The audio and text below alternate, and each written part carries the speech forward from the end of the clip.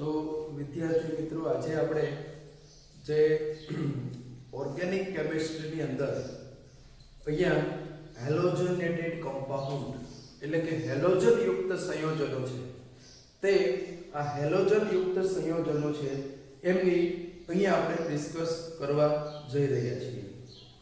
તો સામાન્ય રીતે સૌપ્રથમ તો આપણે એ સમજીએ કે ભાઈ હેલોજન યુક્ત સંયોજનો છે તે આપણે કોને કહેવામાં આવે છે અથવા તો આ પ્રકારના સંયોજનો છે તે આપણને કઈ રીતના મળે છે। તો તમે જાણો છો કે હેલોજન વર્ડ્સ તમારા માટે નવો નથી। આપણું જે આબદ્ધ કોષ્ટકની અંદર 17મો સમૂહ જે છે તે 17મો સમૂહ જે છે તેની અંદર તે સમૂહ તમે જાણો છો કે હેલોજન તરીકે ઓળખાય છે અને આજે આપણને હેલોજન તરીકે તે સમૂહ ઓળખાય છે તેમાં ફ્લોરિન, ક્લોરીન, બ્રોમિન, આયોડિન અને છેલ્લું તત્વ એસ્ટેટિન છે। પણ એમાંથી આપણે હેલોજન તરીકે માત્ર ફ્લોરિન, ક્લોરીન, બ્રોમિન અને આયોડિન લઈએ છીએ। તો આ ફ્લોરિન, ક્લોરીન, બ્રોમિન અને આયોડિન છે તે કાર્બનિક સંયોજનમાં જ્યારે હાજર હોય ત્યારે આપણે આવા સંયોજનોને હેલોજન યુક્ત કાર્બનિક સંયોજનો તરીકે ઓળખીએ છીએ। તો આવા જે સંયોજનો છે તે સંયોજનો આપણને છે તે કઈ રીતના મળતા હોય છે? તો અહીંયા સામાન્ય આપણું જે હાઇડ્રોકાર્બન વિશે તમે જાણો છો કે જેમાં માત્ર કાર્બન અને હાઇડ્રોજન હોય।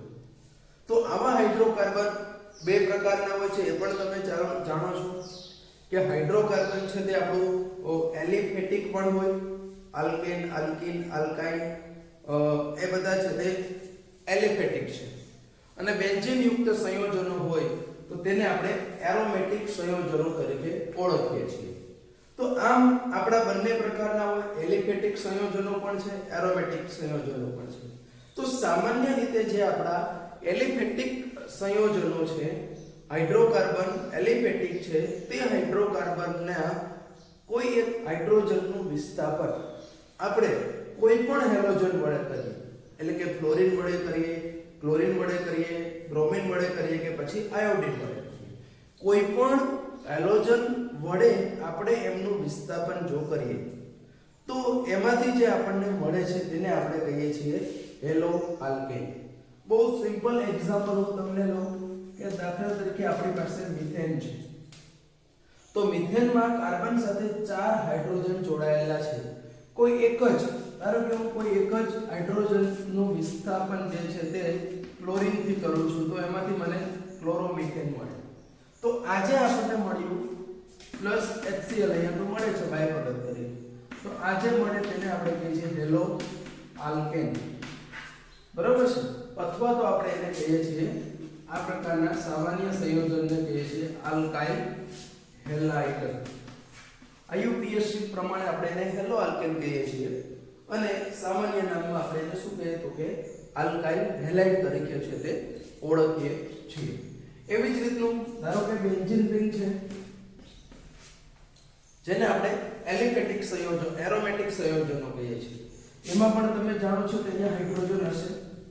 આ હાઇડ્રોજનનું વિસ્થાપન કોઈ ચોક્કસ પદ્ધતિથી કરીએ છીએ, આપણે ડાયરેક્ટ નથી થતું, પણ જસ્ટ હું અહીંયા તમને સમજાવું છું કે બ્રોમિનનું તો એ હાઇડ્રોજનની જગ્યા ઉપર આપણને જે બ્રોમોબેન્ઝીન મળે છે તો આવા પ્રકારના સંયોજનો છે તેને આપણે એરોમેટિક હાઇડ્રોજન યુક્ત સંયોજનો કહીએ છીએ અથવા તો આપણે એને હેલો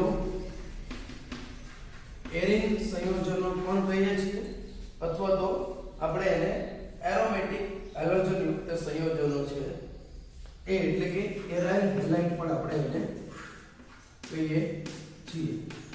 તો ટૂંકમાં આ પ્રકારના જે સંયોજનો છે કે જેમાં ઓછામાં ઓછો એક હાઇડ્રોજન આવેલો છે તેવા કાર્બનિક સંયોજનોને આપણે હેલોજન યુક્ત સંયોજનો કહીએ છીએ અને એમનો છે તે આપણે અહીંયા અભ્યાસ છે તે કરવાનો છે। એમનો અભ્યાસ કરતા પહેલા આપણને એ ખબર હોવી જોઈએ કે ભાઈ આ પ્રકારના જે સંયોજનો છે તે આ પ્રકારના સંયોજનોની ઉપયોગિતા શું છે? તો સામાન્ય રીતે આ હેલોજન યુક્ત સંયોજનો છે તે કેમિસ્ટ્રીની અંદર ખૂબ જ અગત્યના રસાયણો છે. ખાસ કરીને આપણે જોઈએ તો ઔદ્યોગિક ક્ષેત્રે, ઉદ્યોગોમાં પણ ખાસ કરીને જે આપણી મેડિસિનલ કેમિસ્ટ્રી જે છે, બરોબર છે, એટલે ઔષધ રસાયણ જે છે તેમાં તે ખૂબ જ ઉપયોગી છે. એના જે ઉપયોગોની જો વાત કરીએ તો એક તો તે મોટા ભાગના જે અધ્રુવીય સંયોજનો છે તે અધ્રુવીય સંયોજનો માટે તે કેવા તરીકે વર્તે છે તો કે અધ્રુવીય સંયોજનો માટે તે દ્રાવક તરીકે વર્તે છે. એટલે ઘણા બધા અધ્રુવીય સંયોજનો છે તે હેલોજન યુક્ત દ્રાવકો, ખાસ કરીને કાર્બન ટેટ્રાક્લોરાઇડ છે CCl4, તે ખૂબ જ અગત્યનું દ્રાવક છે અને ઘણી બધી જે પ્રક્રિયા છે તેમાં થતી હોય છે. એવી જ રીતનો ડાયક્લોરોમિથેન છે DCl, એ પણ છે તે ખૂબ જ અગત્યનું ઉદ્યોગોની અંદર છે તે દ્રાવક તરીકે વર્તતો હોય છે. આ ઉપરાંત આપણને સૂક્ષ્મજીવમાંથી જે પ્રાપ્ત થતી એન્ટીબાયોટિક્સ દવા છે ક્લોરોએમ્ફેનિકલ,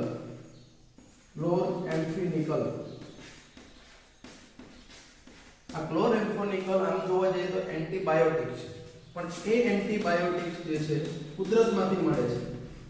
એ એન્ટીબાયોટિક્સનો પર્ટિક્યુલર યુઝ શેના માટે થાય છે તો કે ટાઇફોઇડ જો થયો હોય તો ટાઇફોઇડ તાવના ઉપચાર માટે આ ક્લોરેમ્ફેનિકલ જે છે તેનો ઉપયોગ આપણે કરીએ છીએ. આ ઉપરાંત બીજું એક અગત્યનું સંયોજન છે ક્લોરોક્વિન. આ જે ક્લોરોક્વિન છે તે પણ હેલોજન યુક્ત સંયોજન છે. એનો ઉપયોગ આપણે મેલેરિયા માટે કરીએ છીએ. મેલેરિયા તાવ જ્યારે થયો હોય તો એવા દર્દીને આપણે ક્લોરોક્વિન ટેબ્લેટ છે તે આપીએ છીએ. તો આ પણ એક અગત્યનું છે તે હેલોજન યુક્ત સંયોજન છે. એવી જ રીતે આપણા શરીરની અંદર કુદરતી રીતે પણ જે થાઇરોઇડ ગ્રંથિ છે તેમાંથી આયોડિન યુક્ત થાઇરોક્સિન અંતઃસ્ત્રાવ છે તે ઉત્પન્ન થાય છે. અને આ થાઇરોક્સિન આયોડિન યુક્ત જે છે તે થાઇરોક્સિન અંતઃસ્ત્રાવ છે. તે જે અંતઃસ્ત્રાવ ઉત્પન્ન થાય છે અને એ કોના માટે ઉપયોગી છે તો કે ગોઈટર, બરાબર, એક ગોઈટરના રોગ માટે છે તે એવો છે તો કે ઉપયોગી છે. તો એટલે મીન્સ જો આની ઉણપ વર્તાય, થાઇરોક્સિનની જો ઉણપ વર્તાય તો અહીંયા ગોઈટર નામનો રોગ થાય. અને એટલા માટે જ આપણે કહીએ છીએ કે આયોડિન યુક્ત છે તે નમક ખાવું જોઈએ, કે જેથી આ ગોઈટરનો પ્રશ્ન અહીંયા તમને ખબર છે કે ગળું છે તે ગોઈટરના રોગના દર્દીનું શું થતું હોય કે ગળું છે તે ફૂલતું હોય છે. તો આ પણ એક આયોડિન એટલે એક પ્રકારનું હેલોજન છે. તો આ પણ એક અગત્યનું હેલોજન યુક્ત સંયોજન છે. આ ઉપરાંત હેલોફોર્મ એટલે કે ખાસ કરીને એમાં પણ આપણે કહીએ કે ક્લોરોફોર્મ. એ ક્લોરોફોર્મ છે તે તેના તરીકે વપરાય છે તો કે એનેસ્થેટિક તરીકે. જ્યારે કોઈ શસ્ત્રક્રિયા કરવાની હોય, એટલે કે કોઈ ઓપરેશન આપણે કરતા હોઈએ તો આપણે એને બેભાન કરવાના હોય છે. અને બેભાન બે રીતનું અત્યારના આધુનિક સમયમાં થાય છે. કોઈ એક લોકલ એનેસ્થેટિક યુઝ થાય અથવા તો એક CNS એટલે સેન્ટ્રલ નર્વસ સિસ્ટમ ઉપર જે એફેક્ટ કરતું હોય તેવું એનેસ્થેટિક યુઝ કરીએ છીએ.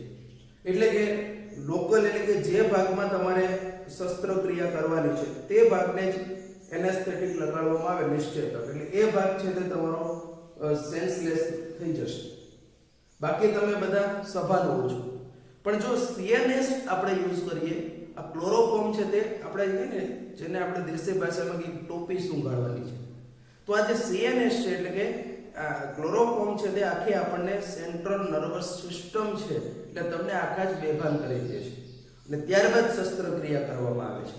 તો આ પણ એક અગત્યનું શું છે તો કે નિશ્ચેતક એટલે કે એનેસ્થેટિક છે. આ ઉપરાંત આયોડોફોર્મ છે. આયોડોફોર્મ છે તે આપણે જે જંતુ મુક્ત વાતાવરણ કરવા માટે પણ વપરાય છે. એટલે કે બહારથી આપણને કોઈ લાગેલું હોય તો એવા સમયે તે આયોડોફોર્મનો પણ ઉપયોગ આપણે પહેલા કરતા હતા, અત્યારે તો આપણે ટિંચરયુક્ત આયોડિનનો ઉપયોગ કરીએ છીએ. ટિંચર જેને આપણે કહીએ આયોડિન યુક્ત ટિંચર, તેનો ઉપયોગ કરીએ છીએ. તો આ પણ અગત્યનો છે, તે જંતુનાશક છે. આ ઉપરાંત જે અમુક વખતે જે ફ્લોરિન યુક્ત સંયોજનો છે, તે ફ્લોરિન યુક્ત સંયોજનો છે, તે રુધિરની અંદર શું કરે છે? તો કે રુધિરની અંદર કાર્યક્ષમ અવેજી તરીકે પણ વપરાય છે. તો આ બધી એમની અગત્યતા છે. ઔદ્યોગિક રીતે, ઔષધીય ક્ષેત્રની અંદર આટલી બધી હેલોજન યુક્ત સંયોજનો, અહીંયા તો આપણે મેઇન ઉપયોગિતા જ દર્શાવી છે. બાકી એની બીજી ઘણી બધી રીતે પણ તે એ સંયોજનો છે તે આપણને ઉપયોગી છે. આમાંથી બીજા સંયોજનો બનતા હોય છે, તે પણ આના સ્ટાર્ટિંગ મટીરીયલ તરીકે વપરાતું હોય છે. એટલે ટૂંકમાં જો મારે કહેવું હોય તો આ બધી એની હેલોજન યુક્ત સંયોજનોની અગત્યતા છે. એટલા માટે આપણે એનો વિશેષ અભ્યાસ છે તે કરવો જોઈએ. કોઈ પણ આપણે અભ્યાસ કરતા પહેલા એનો હેતુ શું છે, અને આ હેતુ તો બધા એવા છે કે સામાન્ય જનજીવન માટે ઉપયોગી છે. આ બધી વસ્તુ છે તો અહીંયા આપણે આવા હેલોજન યુક્ત સંયોજનોનો અભ્યાસ કરવો છે. હવે આપણે એનું વર્ગીકરણ છે તે વર્ગીકરણ સમજવા માટેનો પ્રયત્ન કરીએ.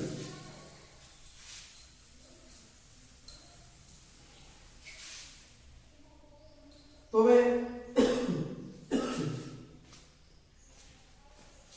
હેલોજન યુક્ત સંયોજનોનું આપણે વર્ગીકરણ જો કરવું હોય તો એમાં ઘણી બધી અલગ અલગ રીતે આપણે કરીએ છીએ. એક વર્ગીકરણની અંદર આપણે હવે અહીંયા જે જોવાનું છે તેમાં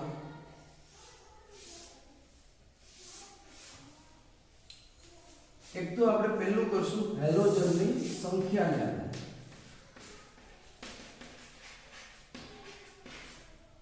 હેલોજનની સંખ્યાને આધારે આપણે એનું વર્ગીકરણ કરવાનું છે. બરાબર. પછી આપણે બીજું જે મેઇનલી અહીંયા જે મુખ્ય આમ તો આપણે બે જ વર્ગીકરણ છે, તે હેલોજન જે સાથે જોડાયેલા હોય તે કાર્બન X બોન્ડ, આનું જે આ કાર્બનનું જે સંકરણ છે એને આધારે વર્ગીકરણ કરવાનું છે. એ પછી જોઈએ, પહેલા આપણે હેલોજનની સંખ્યાને આધારે જોઈએ. તો એમાં ખાસ કરીને આપણે જોશું સંખ્યાને આધારે જોવાનું છે તો મોનો હેલોજન યુક્ત સંયોજનો, ડાય હેલોજન યુક્ત સંયોજનો, ટ્રાય હેલોજન યુક્ત સંયોજનો, આવા બધું આપણે એનું વર્ગીકરણ. તો કે જે કાર્બનિક સંયોજનમાં એક જ હેલોજન આવેલું પછી તે કોઈ પણ પ્રકારનું, તો એને આપણે શું કહીએ? તો કે ડાય હેલોજન યુક્ત સંયોજન. દાખલા તરીકે મોનો, દાખલા તરીકે હું અહીંયા લઉં કે CH3Cl, તો આ ક્લોરોમિથેન છે કે જે ક્લોરોમિથેનમાં માત્ર એક જ હેલોજન આવેલો છે. એવી જ રીતનું હું જો એરોમેટિકમાં લઈ લઉં તો હું ધારો કે ક્લોરોબેન્ઝીન લીધું, તો અહીંયા તમે જુઓ કે એક જ હેલોજન આવેલું છે. તો આને આપણે કહીએ છીએ મોનો હેલોજન યુક્ત સંયોજનો કે જેની અંદર એક જ હેલોજન આવેલો હોય. બીજો વર્ડ આવે ડાય હેલોજન યુક્ત સંયોજન. તો આ ડાય હેલોજન યુક્ત સંયોજનો છે તેની અંદર આપણે કહી શકીએ કે કેટલા આવશે? તો કે બે હેલોજન આવશે. ધારો કે હું અહીંયા લઈ લઉં કે ભાઈ ડાઇક્લોરોઇથેન, બરાબર છે, અહીંયા મેં લીધું છે કે ડાઇક્લોરોઇથેન. એ જ રીતનું એરોમેટિકમાં હું લઈ લઉં ડાઇબ્રોમો, અહીંયા Br છે, એટલે આ આપણું થયું ડાઇબ્રોમોબેન્ઝીન. તો આ પણ ડાઇબ્રોમોબેન્ઝીન, આ ઓર્થો છે, તમે આ સારી રીતે જાણો છો. અહીંયા બોલો આ પણ ડાઇબ્રોમો થશે, આ પણ છે તે ડાઇબ્રોમો જ થશે. તો ફરક એટલો છે કે આ 1 2 છે, આ 1 3 છે અને આ 1 4 છે. આ ઓર્થો ડાયબ્રોમો છે, આ મેટા ડાયબ્રોમો છે અને આ પેરા ડાયબ્રોમો છે. ઓર્થો, મેટા અને પેરા વિશે તમે સારી રીતે જાણતા જ હશો, એટલે એમાં હું કોઈ ડિસ્કસ નથી કરતો. ઘણી વખત એમાં 3 પણ હેલોજન આવી શકે છે. ખૂબ જ એનું જાણીતું ઉદાહરણ લઉં તો આયોડોન CHI3. તો એની અંદર તમે જુઓ કે CHI3 એટલે કે એમાં 3 હેલોજન આવેલા છે. તો આવા સંયોજનોને આપણે કહીએ છીએ ટ્રાય હેલોજન યુક્ત સંયોજન, અને એની અંદર છે તે 3 આયોડિન આવેલા છે. આ જ રીતનું હું એરોમેટિકમાં પણ લઈ શકું. અહીંયા હું લઉં આ પણ ડાયબ્રોમો થશે, આ ઓર્થો ડાયબ્રોમો છે અને આ પેરા ડાયબ્રોમો છે. ઓર્થો, મેટા અને પેરા વિશે તમે સારી રીતે જાણતા જ હશો, એટલે એમાં હું કોઈ ડિસ્કસ નથી કરતો. ઘણી વખત એમાં 3 પણ હેલોજન આવી શકે છે. ખૂબ જ એનું જાણીતું ઉદાહરણ લઉં તો આયોડોન CHI3. તો એની અંદર તમે જુઓ કે CHI3 એટલે કે એમાં 3 હેલોજન આવેલા છે. તો આવા સંયોજનોને આપણે કહીએ છીએ ટ્રાય હેલોજન યુક્ત સંયોજન, અને એની અંદર છે તે 3 આયોડિન આવેલા છે. આ જ રીતનું હું એરોમેટિકમાં પણ લઈ શકું.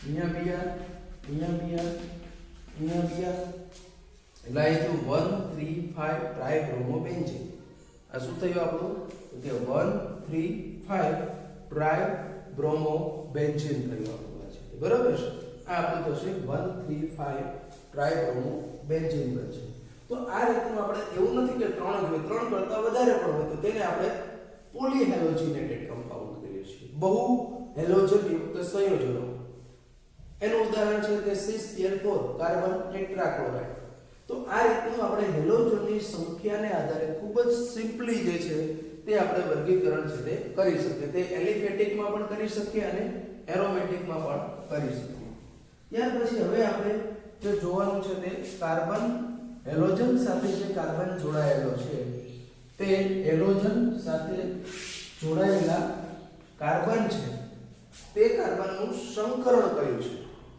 તેને આધારે આપણે એનું વર્ગીકરણ છે તે હવે કરવા જઈ રહ્યા છીએ તો એમાં આપણે મુખ્ય બે પાર્ટની અંદર વર્ગીકરણ થશે બરાબર છે એક પાર્ટની અંદર છે તે આપણે કહી દઉં કે sp3 કાર્બન હેલોજન સંયોજન બરાબર કે જે હેલોજન સાથે જોડાયેલો કાર્બન છે તે કાર્બનનું સંકરણ છે તે sp3 હોય એક વર્ગ થયો અને બીજા વર્ગની અંદર હું લઈશ sp2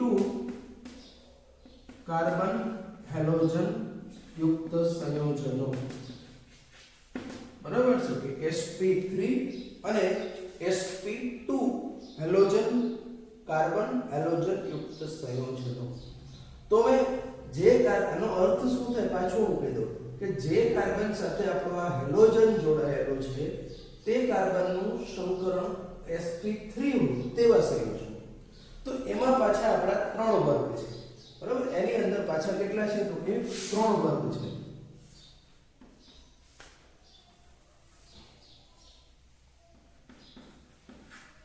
એક તો આપણું આવશે હેલો આલ્કેન ખૂબ જ સામાન્ય આપણો હેલો આલ્કેન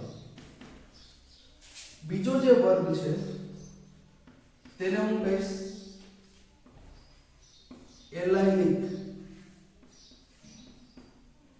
એલાઇલિક સંયોજનો હેલોજન અને જે ત્રીજો વર્ગ છે તેને આપણે કહીએ છીએ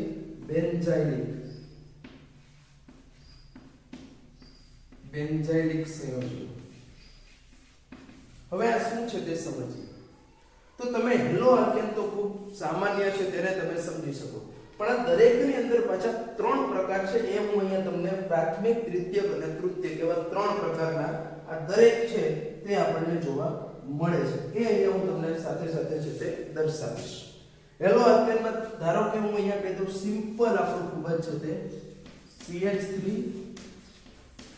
CH2 Cl તો અહીંયા આપણો જે ક્લોરીન જેની સાથે જોડાયેલો છે તે ક્લોરીન આ કાર્બન સાથે જોડાયેલો છે હવે આ કાર્બન છે તે કેવો છે આપણો તો કે એ કાર્બન છે તે આપણો sp3 સંકૃત છે આલ્કેન સંયોજનો તમે જાણો છો કે બધા sp3 સંકરણ ધરાવે છે એટલે એ આપણું થઈ ગયું હેલો આલ્કેન sp3 વાળું પણ જેની સાથે આપણો હેલોજન જોડાયેલો છે તે કાર્બન બીજા એક કાર્બન સાથે જોડાયેલો છે બરાબર છે બીજા કેટલા તો કે એક કાર્બન સાથે જોડાયેલો છે એટલે હું એમને કહી દઈશ પ્રાથમિક હેલાઇડ છે આ કેવો થયો પ્રાથમિક હેલાઇડ હવે હું એક કોઈ બીજું ઉદાહરણ લઉં ધારો કે R અહીંયા છે તે R ડેશ લઈ લો અને અહીંયા છે તે મારો આયોડિન છે તો અહીંયા R ડેશ તો અહીંયા આપણો આયોડિન જે કાર્બન સાથે જોડાયેલો છે તે કાર્બન sp3 સંકલન ધરાવે છે પરંતુ એ કાર્બન સાથે બીજા બે આલ્કાઇલ સમૂહ જોડાયેલા એટલે ટૂંકમાં મારે કહેવું તો બે કાર્બન જોડાયેલા છે તો એને હું શું કહી દઈશ તો કે એ છે તે મારો દ્વિતીયક હેલાઇડ થશે અને એક ત્રીજું લઈ લો C R R dash R double dash અને અહીંયા લઈ લો હું Br તો અહીંયા બ્રોમિન જે કાર્બન સાથે જોડાયેલો તે sp3 સંકૃત છે પ્લસ એ કાર્બન બીજા કેટલા તો કે 1 2 અને 3 બીજા 3 કાર્બન સાથે જોડાયેલો છે અને 3 કાર્બન સાથે જોડાયેલો છે એટલા માટે આપણે એને શું કહી દઈશું તો કે આ આપણો છે તે કેવો થયો તો કે તૃતીયક. આ દ્વિતીયક છે, આ છે તે પ્રાથમિક છે અને તૃતીયક હેલાઇડ છે તે આપણે લઈ શકીએ છીએ. તો આ રીતના પાછું હેલો આલ્કેનમાં 3 પ્રકાર પડશે, પ્રાથમિક, તૃતીયક, તૃતીયક. ત્યાર પછી આપણે જોવાનું છે એલાઇલિક સંયોજનો. તો પહેલા તો આપણને એલાઇલિક સંયોજનો છે તે કોને કહેવાય એ આપણને ખબર પડતી હોવી જોઈએ. એ જો આપણને બરાબર એનો ખ્યાલ હોય તો આપણે સમજી શકીએ. તો સામાન્ય રીતે આ આપણો છે તે દ્વિબંધ છે. દ્વિબંધની જે બાજુનો કાર્બન હોય, બરાબર સમજો, આ દ્વિબંધની બાજુનો કાર્બન છે તે કાર્બન જોડે અહીંયા હું હેલોજન એટલે ક્લોરીન લઉં. તો આ દ્વિબંધ છે એની બાજુનો આ જે કાર્બન છે એ કાર્બન અહીંયા છે કેવો તો કે sp3 સંકૃત જ છે. બરોબર, દ્વિબંધની બાજુમાં રહેલો જે કાર્બન છે તે દ્વિબંધની બાજુમાં રહેલો કાર્બન છે તે કેવો છે તો કે એ કાર્બન છે તે આપણો sp3 સંકૃત કાર્બન જ છે. પરંતુ એ sp3 સંકૃત કાર્બન હોવાને લીધે એમની અંદર શું થશે તો કે sp3 સંકૃત કાર્બન હોવાને લીધે એમની અંદર શું થશે સાથે સાથે એમની જોડે એ ક્યાં એનું સ્થાન કયું છે તો કે દ્વિબંધની બાજુમાં છે. એટલે આ કાર્બનને આપણે એલાઇલિક કાર્બન કહીએ છીએ. કેવો કહીએ છીએ? એલાઇલિક. આવો કાર્બન આ બાજુ પણ હોઈ શકે. અહીંયા હું દાખલા તરીકે એક CH3 લઉં તો એ પણ મારો કેવો થશે દ્વિબંધની બાજુ વાળો થશે. એટલે એ પણ આપણો કેવો થશે તો કે એલાઇલિક કાર્બન જ આપણે એને કહીશું. તો અહીંયા જે છે તેની સાથે ક્લોરીન, તો આ પ્રકારના જે સંયોજન છે તેને એલાઇલિક સંયોજનો આપણે કહીએ છીએ. પછી ત્યાં ક્લોરીન પણ જોડાયેલો, બ્રોમિન પણ હોય, OH સમૂહ પણ હોય, નાઇટ્રો સમૂહ પણ જોડાયેલો હોય, કોઈ પણ સમૂહ ત્યાં જોડાયેલો હોય. પણ માત્ર આટલું જે સ્ટ્રક્ચર છે, અહીંયા CH3 નહીં, અહીંયા CH2 છે, તો આટલું જે સ્ટ્રક્ચર છે તેને આપણે કેવા કહીએ છીએ? એલાઇલિક સંયોજન. તો આવા એલાઇલિક સંયોજનો છે અહીંયા આપણો ક્લોરીન જોડાયેલો છે. તો અહીંયા આપણું સાથે સાથે એ પણ કીધું કે જેને કાર્બન સાથે આપણો ક્લોરીન જોડાયેલો છે તે એક જ કાર્બન સાથે જોડાયેલો છે એટલે આપણે એને પ્રાથમિક કહીએ છીએ. આવું આપણું ચક્રીય સંયોજનોમાં પણ થઈ શકે છે. ધારો કે આ દ્વિબંધ છે, એની બાજુનો આ કાર્બન અને આ કાર્બન, આ બંને કાર્બન, કેમ કે બંને કાર્બન દ્વિબંધની બાજુના કાર્બન સાથે છે અને બંને કાર્બન છે તે sp3 સંકરણ ધરાવે છે. અને એ sp3 સંકરણ ધરાવતા હોવાને લીધે એ બંને કાર્બન કેવા છે આપણા તો કે બંને કાર્બન છે તે એલાઇલિક કાર્બન જ છે. બરાબર, એ બંને કેવા છે તો કે એલાઇલિક કાર્બન જ છે. અને એ એલાઇલિક કાર્બન હોવાથી ધારો કે હું અહીંયા X લઈ લઉં, કોઈ પણ હેલોજન લઈ લઉં તો આ પણ કેવો થયો? એલાઇલિક થયો છે. જેમ આમાં પ્રાથમિક, દ્વિતીયક, તૃતીયક હોય એમ અહીંયા પણ પ્રાથમિક, આ પ્રાથમિક છે, આ પણ પ્રાથમિક છે, આ છોડી દ્વિતીયક છે. બરાબર, આ દ્વિતીયક થશે. કેમ તો કે આ કાર્બન જે છે એની સાથે કેટલા તો કે 1 અને 2 કાર્બન જોડાયેલા છે. તો આ કેવું થઈ ગયું? દ્વિતીયક થઈ ગયું. એ રીતનું હું તૃતીયક સંયોજન પણ લઈ શકું. ધારો કે એક લઈ લઉં ઉદાહરણ,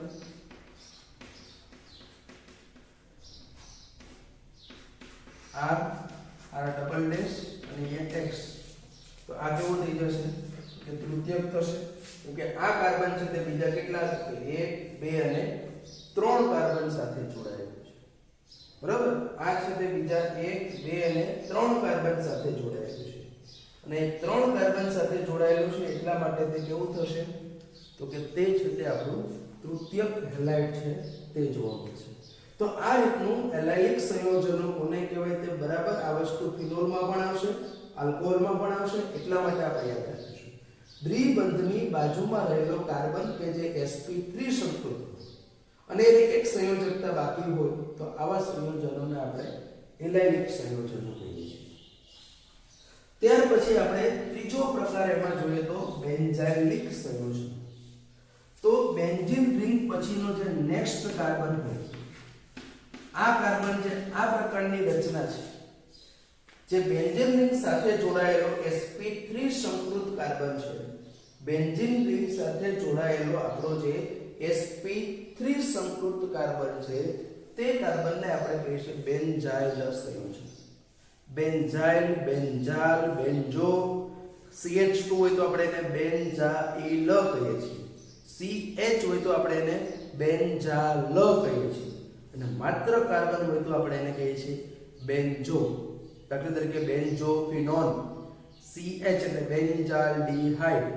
એમ અહીંયા CH2 છે, CH3 હોય તો પછી આપણે એને ટોલ્યુઇન કહીએ છીએ.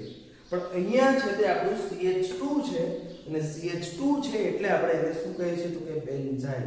પણ અહીંયા આપણો હેલોજન આવેલું હોય તો જેમ દ્વિબંધની બાજુમાં એલાઇલિક કહીએ છીએ તેમ બેન્ઝીન સાથે જોડાયેલો જે sp3 સંકૃત કાર્બન છે તેને આપણે કહીએ બેન્ઝાઇલ સંયોજન. HCl હોય તો આપણે એને બેન્ઝાઇલ ક્લોરાઇડ કહીએ. OH હોય તો બેન્ઝાઇલ આલ્કોહોલ કહીએ. NH2 હોય તો આપણે એને બેન્ઝાઇલ એમાઇન કહીએ છીએ. સેમ અહીંયા પણ એવું છે, એલાઇલ ક્લોરાઇડ એ રીતનું આપણે લઈએ છીએ. હવે આમાં પણ પ્રાથમિક અહીંયા જે કાર્બન છે તે બીજા એક જ સાથે એટલે આ પ્રાથમિક છે. એવી રીતનું અહીંયા દ્વિતીયક પણ શક્ય બને. CH R' આ દ્વિતીયક છે. આવી રીતનું છે તેમાં તૃતીયક સંયોજન છે તે પણ શક્ય બને છે. ત્યાર પછી છેલ્લો આપણો જે ક્લાસિફિકેશનનો વર્ગ છે તેના તરફ આગળ જવું તો ત્યાં આપણે એના પણ અહીંયા બે વર્ગ છે. એના પણ અહીંયા આપણે કેટલા તો કે બે વર્ગનું ડિસ્કસ કરવાનું છે. એકની અંદર આપણે જોશું sp2 એટલે કે સિમ્પલ આપણા આલ્કીન, જેને આપણે વિનાઇલ હેલાઇડ કહીએ છીએ. બરાબર છે. સિમ્પલ મારે કેવું હોય તો શું કહીએ છીએ આપણે એને વિનાઇલ હેલાઇડ. તો જે દ્વિબંધિત કાર્બન છે તે દ્વિબંધ એટલે કે જે આ પ્રકારની જે રચના છે, આ પ્રકારની જે રચના છે CH2 ડબલ બોન્ડ CHX, તો જે આ પ્રકારની જે રચના છે એ પ્રકારની રચનાની અંદર તમે જોઈ શકો કે આ કાર્બન છે તે કેવો છે તો કે sp2 જ છે, દ્વિબંધ ધરાવે છે. એ દ્વિબંધ ધરાવે છે એટલે કેવો છે તો કે sp2 જ કાર્બન છે અને એની સાથે અહીંયા હેલોજન જોડાયેલો છે એટલે એ આપણો થયો sp2 સંકૃત કાર્બન. હવે આવા sp2 સંકૃત કાર્બન સાથે આપણો હેલોજન જોડાયેલો છે એટલા માટે આવા દ્વિબંધિત કાર્બન સાથે ડાયરેક્ટ જો હેલોજન જોડાયેલો હોય તો એવા સંયોજનોને આપણે વિનાઇલ હેલાઇડ. તમે PVC નામ સાંભળ્યું છે, પોલીવિનાઇલ ક્લોરાઇડ. એ શું છે તો કે વિનાઇલ ક્લોરાઇડ જે છે તેનો આપણો પોલિમર છે એટલે PVC, પોલીવિનાઇલ ક્લોરાઇડ. પોલીએક્રેલોનાઇટ્રાઇલ એ વિનાઇલ નાઇટ્રાઇલ આપણો જે છે, અહીંયા CN આપણે લઈએ. બરાબર છે. તો આ પ્રકારના સંયોજનોને આપણે વિનાઇલ હેલાઇડ કહીએ છીએ. અને sp2 કાર્બન હેલોજનનું સેકન્ડ ઉદાહરણ એટલે કે હેલો એરેન સંયોજન. અને એ હેલો એરેન સંયોજનો એટલે કે બેન્ઝીન રિંગ સાથે આપણે શું છે તો કે X. તમે જોઈ શકો કે આ કાર્બન આપણો બેન્ઝીન એરોમેટિક રિંગ જે છે તેના દરેક કાર્બન છે તે દરેક કાર્બન છે તે કેવા છે તો કે એમાં રહેલો છે દરેક કાર્બન છે તે દરેક કાર્બન છે તે sp2 સંકરણ ધરાવે છે.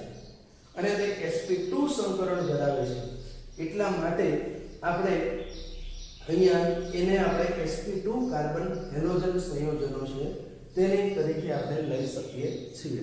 તો અહીંયા આપણે હેલોજન યુક્ત સંયોજનો છે તે હેલોજન યુક્ત સંયોજનોનું આખું જ વર્ગીકરણ છે તે ચાર સ્વરૂપ. બહુ સિમ્પલ છે. પહેલું આપણે કીધું કે હેલોજનની સંખ્યાને આધારે ડાય, મોનો, ટ્રાય, પોલી પણ આવે. બરાબર છે. સાથે મેં ઉમેરવું હોય તો ઉમેરી દઈએ આપણે બહુ, જેને આપણે ઇંગ્લિશમાં પોલી હેલોજન. દાખલા તરીકે CCl4 કે જેમાં 3 કરતા વધારે છે. આમ તો આ બધા જ પોલીમાં આવે, ડાય, ટ્રાય એ બધા જ છે તે. પછી આપણે કીધું કે હેલોજન જે કાર્બન સાથે જોડાયેલો છે તેના સંકરણ આધારે. તો એક તો sp3 કાર્બન હેલોજન સંયોજનો, એમાં 3 વર્ગ આપણે જોયા. હેલો આલ્કેન, દરેકમાં પ્રાથમિક, દ્વિતીયક, તૃતીયક ત્રણમાં આવશે, એલાઇલિક અને બેન્ઝાઇલિક. એમ અહીંયા આપણે જોયું કે sp2 કાર્બન હેલોજન સંયોજનો, એમાં આપણે જોયું વિનાઇલ અને હેલો એરેન સંયોજનો છે. તો અહીંયા આ રીતનું હેલોજન યુક્ત સંયોજનો છે તેનું વર્ગીકરણ સમજવા માટેનો આપણે પ્રયત્ન છે તે કર્યો છે. તો અહીંયા આપણે વર્ગીકરણ સમજ્યા બાદ હવે આપણે નેચર ઓફ CX બંધ એટલે કે CX બંધનો સ્વભાવ કાર્બન હેલોજન બંધ આપણો જે છે તે કાર્બન હેલોજન બંધનો સ્વભાવ આપણે સમજવાનો છે. તો તમે જાણો છો કે હેલોજન આપણા જે છે તે હેલોજન છે તે આવર્ત કોષ્ટકમાં છેડા ઉપર આવેલા છે. 17મા સમૂહના તત્વો છે અને આપણે આવર્ત કોષ્ટકમાં જો ડાબી બાજુથી જમણી બાજુ જઈએ, બરાબર છે, ડાબી બાજુથી જમણી બાજુ જો આપણે જઈએ તો શું થશે? તો કે ડાબી બાજુથી જમણી બાજુ જતા તેમની વિદ્યુત ઋણતા છે તે વિદ્યુત ઋણતામાં શું થશે? તો કે વધારો થાય છે. તો આ વિદ્યુત ઋણતામાં જો વધારો થવાના લીધે હેલોજન છે તે કેવા છે? સૌથી વધારે વિદ્યુત ઋણ તત્વો છે. એટલે જે કાર્બન અને હેલોજન વચ્ચે જે બંધ બને છે તે કાર્બન અને હેલોજન વચ્ચે તમને ખબર હોવી જોઈએ કે વિદ્યુત ઋણતાનો તફાવત ખૂબ જ વધારે છે અને એ બંધ છે તે ઓબ્વિયસલી સહસંયોજક બંધ છે, આયોનિક બંધ નથી. પણ આપણે આગળ ભણ્યા છે કે કોઈ પણ સહસંયોજક બંધ હોય તે 100% સહસંયોજક હોતો નથી, એનો અમુક અંશે તે આયોનિક સ્વભાવ હોય છે. તો તે મુજબ અહીંયા કાર્બન અને હેલોજન વચ્ચેનો બંધ છે તે બંધ કેવો છે? તો કે આ બંધ છે તે ધ્રુવીય બંધ છે, બરોબર ને? આ જે બંધ છે તે કેવો છે? તો કે ધ્રુવીય બંધ છે. અને એ ધ્રુવીય બંધમાં કાર્બન અને હેલોજનમાં હેલોજન આપણો છે તે વધારે વિદ્યુત ઋણ તત્વ છે અને વધારે વિદ્યુત ઋણ તત્વ હોવાને લીધે કાર્બન ઉપર અહીંયા આપણો શું આવશે? તો કે એ તમે બંધના ઇલેક્ટ્રોનને હેલોજન પોતાની તરફ આકર્ષે છે એટલે હેલોજન છે તે આપણો કેવો બને? તો કે આંશિક ઋણ વીજભારિત બને છે અને કાર્બન છે તે આપણો આંશિક ધન વીજભારિત બને છે અને એને પરિણામે આ જે આપણો બંધ છે તે કેવો બને છે? તો કે આ જે બંધ છે તે આપણો ધ્રુવીય બંધ બને છે, બરાબર છે? અહીંયા આપણે આંશિક ડેલ્ટા વડે દર્શાવીએ છીએ.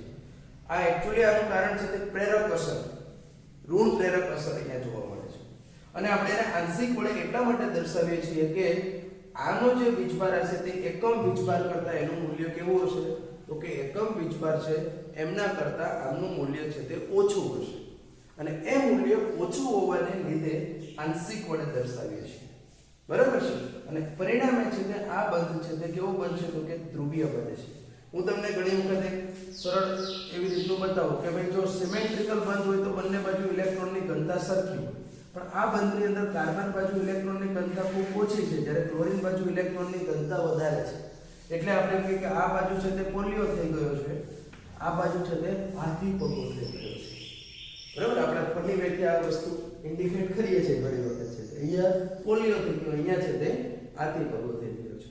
તો આવું છે તે ઇન શોર્ટ છે તે આપણને જોવા મળતું હોય છે. તો એવા કિસ્સામાં આપણે અહીંયા ઓકે ત્યાર પછી આપણે કીધું અહીંયા x જે છે તે x એટલે તો જનરલ લેવું, x તરીકે આપણું ક્લોરીન હોય, બ્રોમિન હોય, આયોડિન હોય છે.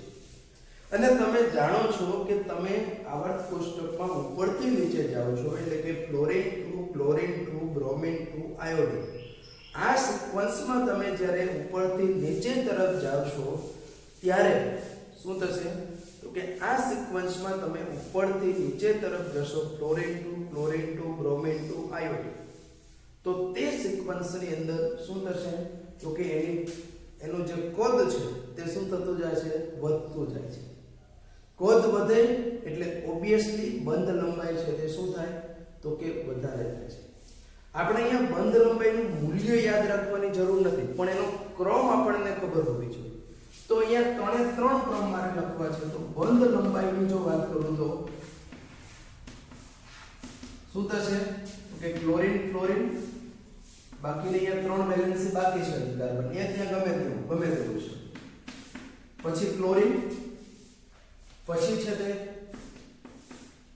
બ્રોમિન, સૌથી ઓછી છે તે કોની હશે? તો કે આયોડિન. આ ક્રમ છે તે આપણે ઉલટો લખ્યો.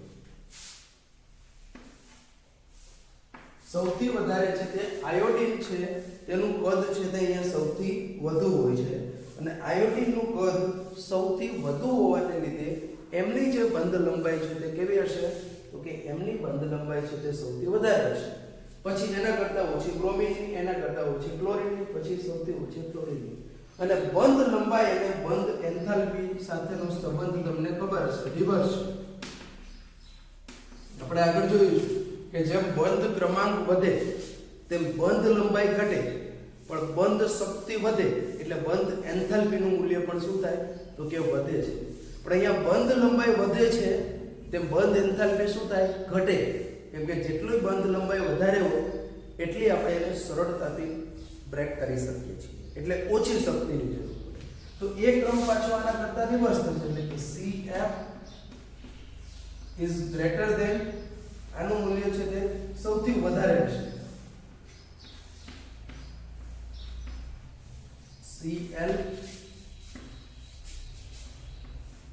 CCl Br is greater than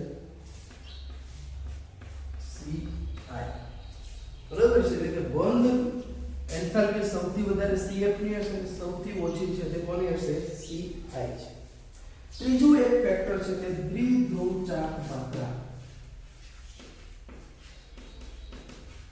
આ સૌથી અગત્યનું. તો તમે જાણો છો કે દ્વિધ્રુવ ચાપ માત્રા જેને આપણે ઇંગ્લિશમાં mu વડે ઇઝ ઇક્વલ ટુ શું છે તો કે Q * R. Q એટલે કે એમના ઉપરનો વીજભાર અને R એટલે કે એ બંને વચ્ચે જે વીજભારિત જે આ બંને વચ્ચેનું છે તે અંતર. તો અહીંયા બંને ફેક્ટર આપણે હવે જો તમે અહીંયા ફ્લોરિન હશે તો ફ્લોરિન કેવું છે તો કે સૌથી વધારે વિદ્યુતઋણ તત્વ છે, એટલે એના સંદર્ભમાં આ ચાર્જ સેપરેશન કેવો થશે તો કે વધુ થશે. ક્લોરીન એના કરતા એટલે વીજભાર ટૂંકમાં વધુ છે. ફ્લોરિન કરતા ક્લોરીન છે તે ઓછો વિદ્યુતઋણ છે, એટલે એમાં થોડો વીજભાર ઘટે. ક્લોરીન કરતા બ્રોમિન છે તે ઓછો વિદ્યુતઋણ છે, એટલે એમાં પણ વીજભાર ઘટે. આયોડિન છે તે સૌથી ઓછો વિદ્યુતઋણ છે, એટલે આ જે ચાર્જ સેપરેશન જે થાય છે તેનું મૂલ્ય આયોડિનના કિસ્સામાં સૌથી ઓછું હશે. એટલે એ જો વિદ્યુત ઋણતાને આપણે ધ્યાનમાં લઈએ તો અહીંયા કાર્બન ફ્લોરિન વચ્ચેનો બંધ છે તેની દ્વિધ્રુવ ચાક માત્રા સૌથી વધુ થાય, પછી ક્લોરીનની થાય, પછી બ્રોમિનની થાય, પછી આયોડિનની થાય. પરંતુ સાથે સાથે અહીંયા R પણ આપણે ધ્યાનમાં લેવાનું છે, એટલે કે એ બંને વચ્ચેનું જે અંતર છે એ પણ ધ્યાનમાં લેવાનું છે. તો આપણે કીધું કે ભાઈ ફ્લોરિન છે તેની બંધ લંબાઈ છે તે ક્લોરીન કરતા ઓછી છે, એટલે અહીંયા ખાસ આપણે યાદ રાખશું આ દ્વિધ્રુવ ચાક માત્રાનો ક્રમ થોડો એક્સેપ્શનલી છે. કેમ તો કે અહીંયા બે ફેક્ટર ધ્યાનમાં લેવાના છે. વીજભાર માટેનું ફેક્ટર છે તે વિદ્યુત ઋણ છે, અને બીજું છે તે એ બે વીજભારિત આયનો વચ્ચેનું અંતર. તો એ અંતર માટેનું ફેક્ટર કયું છે તો કે બંધ લંબાઈ છે. તો આ બે ફેક્ટરને કમ્બાઈન કરીને આપણે એની દ્વિધ્રુવ ચાક માત્રા નક્કી કરવાની હોય છે, અને એ મુજબ અહીંયા જે દ્વિધ્રુવ ચાક માત્રા છે તે કાર્બન ક્લોરીનની સૌથી વધારે છે. બાકી બધામાં ક્રમ રેગ્યુલર છે, ક્લોરીન ક્લોરીન બ્રોમિન આયોડિન, પણ અહીંયા છે તે કાર્બન અને ક્લોરીનની છે તે દ્વિધ્રુવ ચાક માત્રા સૌથી વધુ છે. વીજભાર ઓબ્વિયસલી ક્લોરીનનો વધારે હશે, પણ અંતર છે તે ઓછું હશે, એટલે કમ્બાઈન કરીને માત્ર અહીંયા અપવાદરૂપ કાર્બન અને ક્લોરીન છે, બાકી બધાનો ક્રમ રેગ્યુલર છે. બરોબર, ખરેખર ક્લોરીનની વધારે હોવી જોઈએ, પણ એને બદલે ક્લોરીનની નું કારણ આ બંને ફેક્ટર છે તેને આપણે અહીંયા ધ્યાનમાં લીધું છે. આ પૂછાઈ શકે તેવું છે એમસીક્યુની અંદર છે. તો અહીંયા CCl સૌથી વધારે, પછી ઓછું ક્લોરીન, પછી બ્રોમિન, સૌથી ઓછું છે તે કોણ આવશે તો કે આયોડિન આવશે. બરાબર, તો આ દ્વિધ્રુવ ચાક માત્રાનો ક્રમ પણ આપણે ખાસ યાદ રાખીશું. એટલે અહીંયા આપણે એનો બંધ સ્વભાવમાં ત્રણ વસ્તુ ખાસ, એક તો આપણે જોયું કે બંધ ધ્રુવીય બને છે, એની બંધ લંબાઈનો ક્રમ, બંધ એન્થાલ્પીનો ક્રમ અને દ્વિધ્રુવ ચાક માત્રાના ક્રમમાં ખાસ આપણે યાદ રાખશું. આ ગોખવાઈ જશે તો ભૂલાઈ જશે, પણ મેં તમને જે એનો કન્સેપ્ટ કીધો છે તે કન્સેપ્ટ જો તમે ક્લિયર કરશો તો તમે આ વસ્તુ છે તે સારી રીતે છે તે સમજી શકશો. બરાબર છે, તો બસ આજે આપણે છે તે અહીંયા આટલું રાખીએ કે જેની અંદર આપણે એક તો હેલોજન યુક્ત સંયોજનો છે તેનો અગત્યતા શું છે તે આપણે જોયું, ત્યારબાદ એનું વર્ગીકરણ જોયું, અને ત્યારબાદ છે તે આપણે આજે બંધ છે CX બોન્ડ છે તે બંધનો સ્વભાવ જોયો. ત્યાર પછી હવે આપણે એનું IUPAC નું નામકરણ છે તે ઓલરેડી આમ તો આપણે ભણી જ ગયા છે, પણ થોડી આપણે એની પ્રેક્ટિસ કરીશું અને સાથે સાથે આપણે એની જે બનાવટ છે હેલો આલ્કેન સંયોજનો છે તેને આપણે કઈ રીતનું બનાવીશું તે હવે આપણે આગળ છે તે જોઈશું.